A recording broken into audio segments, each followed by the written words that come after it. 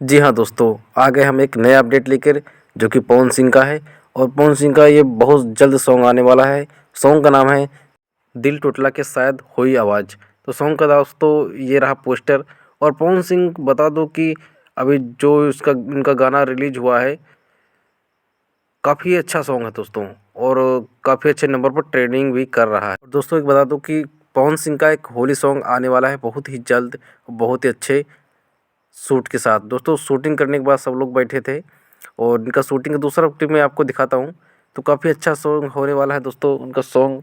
और जो अभी लहंगा लाहक जई रिलीज हुआ था 3 दिन पहले दोस्तों, उसका 14 मिलियन अभी भी एक नंबर ट्रेंड कर रहा है। तो अभी तक का इस साल का सबसे अच्छा सॉन्ग इनका यही था। तो दोस्तों आज के वीडियो में दोस्तों मैं आपको बता दूं कि इसका रिलीजिंग डेट आप सब देख सकते हैं, 23 जनवरी को 7:15 को ये रिलीज होगा। और दोस्तों इसमें काजल राघवानी फैक्ट हैं। तो आज की वीडियो में इतना ही, फिर मिलेंगे।